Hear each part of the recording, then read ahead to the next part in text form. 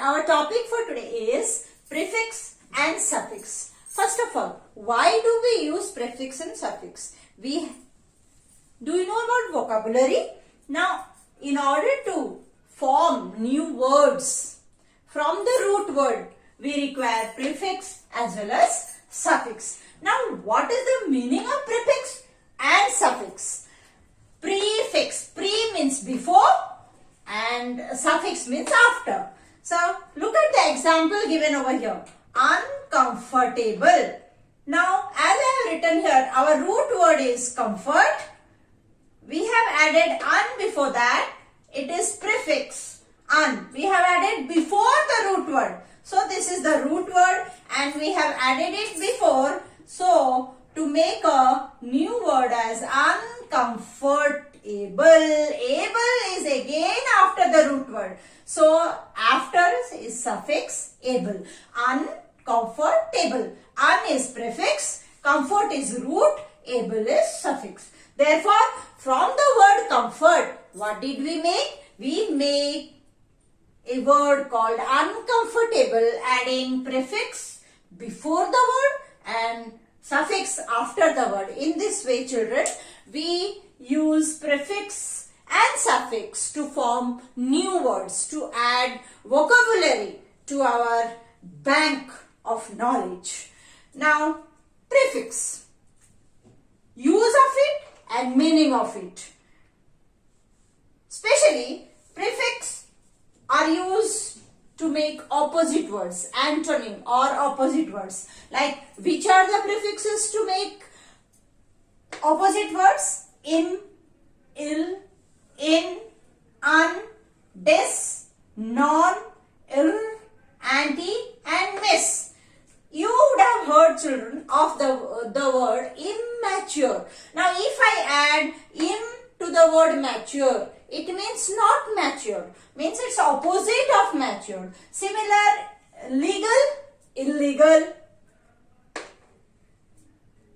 Indecent, decent. Uncomfortable, as I told you here, uncomfortable, dis. Even we say like dissatisfied, non. Non-aligned movement, ir. Regular, you are regular to class, you are irregular to class, ir. Anti-social, misconduct, misconduct. So all these are prefixes, as I told you. They are used to make opposites. Is that clear to all of you? Now, let me tell you some other prefixes which are used for number, like uni, mono, bi, deca, tri, octa, multi, poly, centi and nano. Now children, I am just going to give you certain examples how we use this prefix as number to make a word. Like, now you are in teenage, so you know how to ride a bicycle. Why is it called bicycle? Because that cycle has two wheels. So, bi stands for two. Similar, tri stands for three. So, we say tricycle, bicycle. If you know two language, we say bilingual. In that case, octa means 8. Now, octopus, as you know, how the name octopus came into? Because it has 8 legs. Similar, like multi means more than one, many, multi-speciality hospital you would have heard of. Now, uniform, you go to school with a similar type of dress. So, uni means which is common to all. Mono means one, like monosyllabic. Monologue means one. Similar is the case with centi, nano and poly. Centi means 100, as you know, century. Nano is single, one. Besides the prefix used for opposite and number, we have some other prefixes like sub, pre, over, with, re,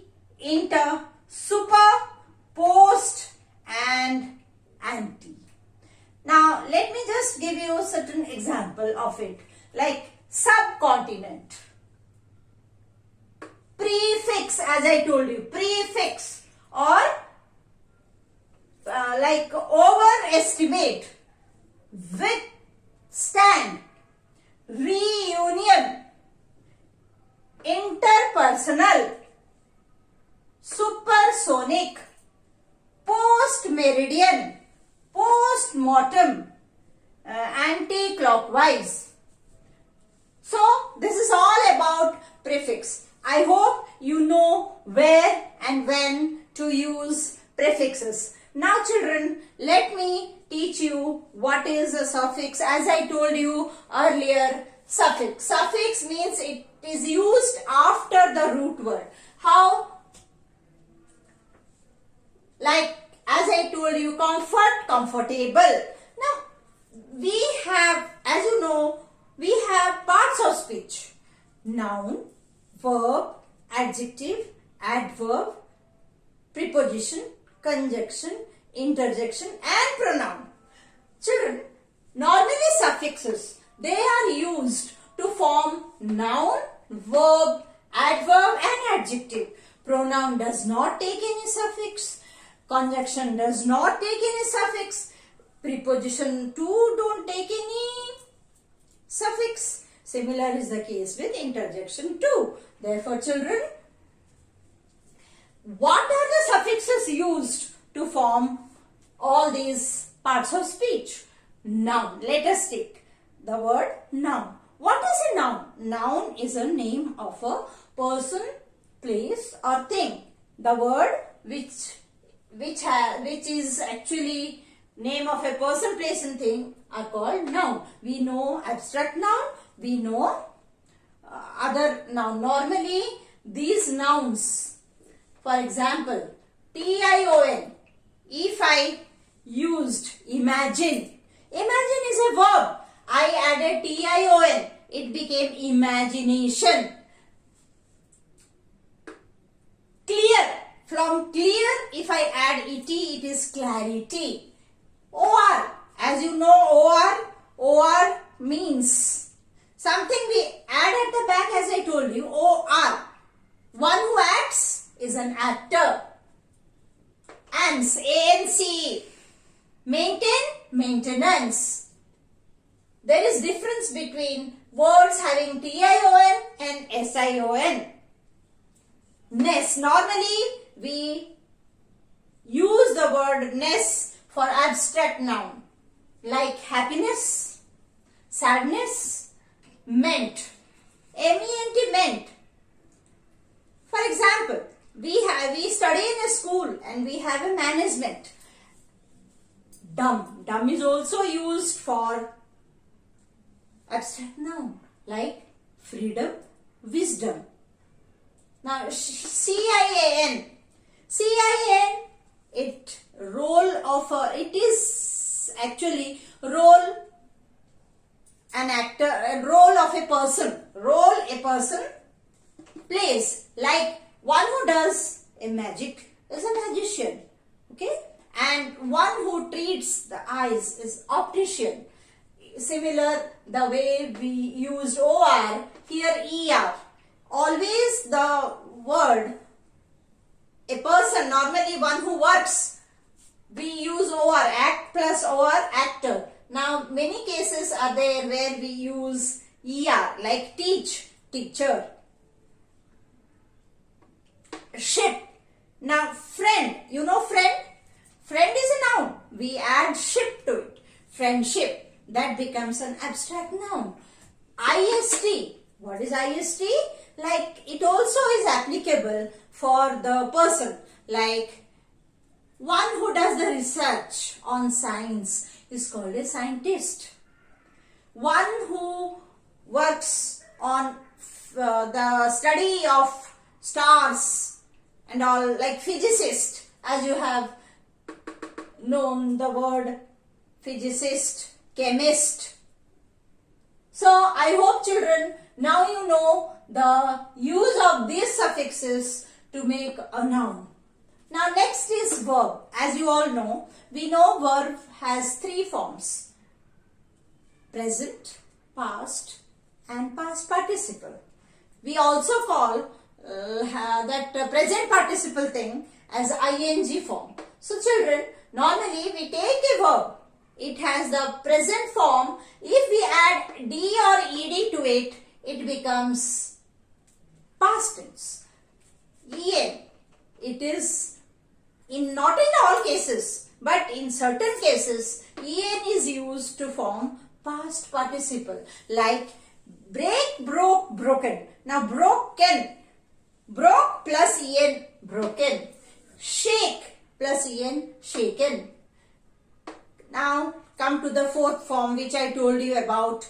Ing is present participle. How? Now teach plus ing, teaching. Any verb you add ing as a suffix to it, it becomes ing, teaching. Like it is present participle, normally used in present continuous tense, past continuous tense and future continuous tense, ing.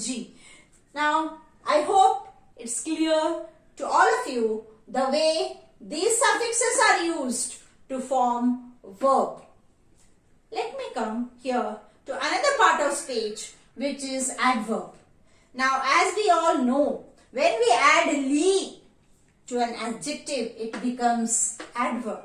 For example, I am very slow. I write slowly.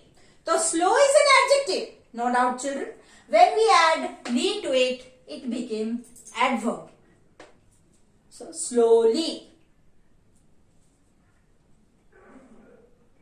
Verb, adverb, noun.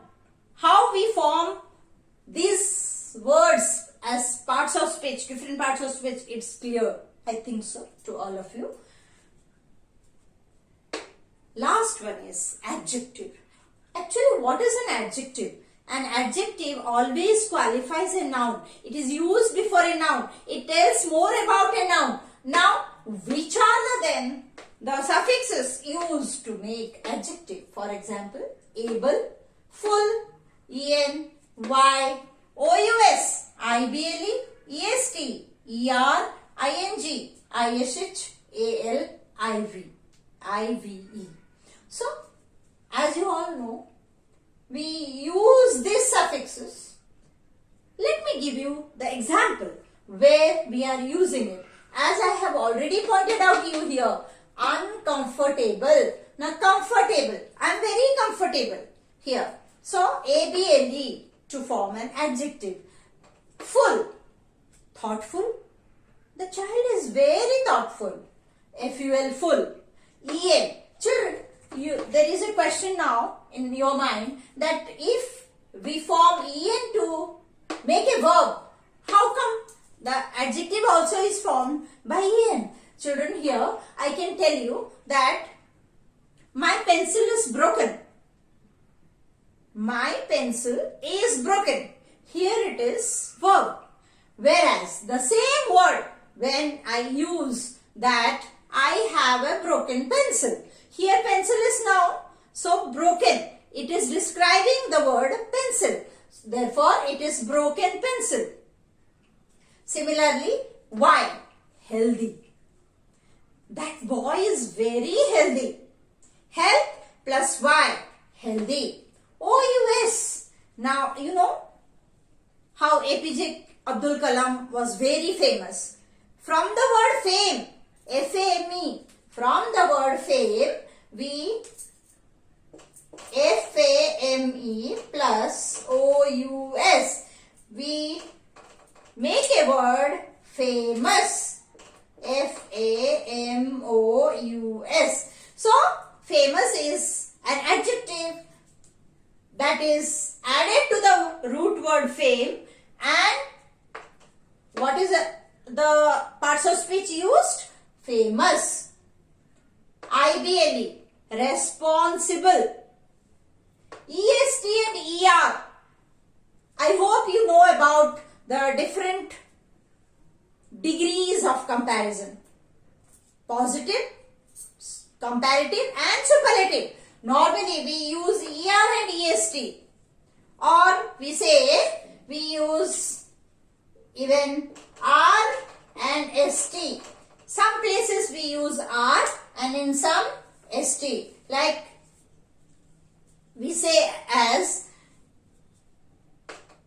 how it is like long, longer, longest. Long, longer, longest. What did we add here? We add ER and EST to the word long. So it became long, longer, longest. ER and EST, they are suffix used to, inflectional suffix used to make the degrees of comparison. Now, as you know, here I just want to let you know how R and ST are used. How? Now, when a particular word, long, the word ends with G, but there are words ending with E. So, in that case, we just use R and ST. ING. Now, here too we have used ING as verb. Now, how are you going to use then ING as an adjective? Like, for example, I have teaching experience. Teaching experience. Now, experience is noun. What experience? Experience in what? Not teaching. So, here the word teaching is verb there, and here as it is used before the noun, it is adjective. Ish, ISH. Like we always say, no, childlike, childish. Suppose a person of nearly say 20-25 years old, and if he behaves like a child, what do we say? He has a childish behavior. So childish behavior. Behavior is noun and childish, from child to childish. Look, child plus childish. Child plus ISH is equal to childish. So, a new word is formed. The childish word is formed by adding suffix ISH to child. Therefore, it becomes childish. Now, ALL. How? Now, minimal we say. Natural. Nature plus al is natural. Nature plus al is equal to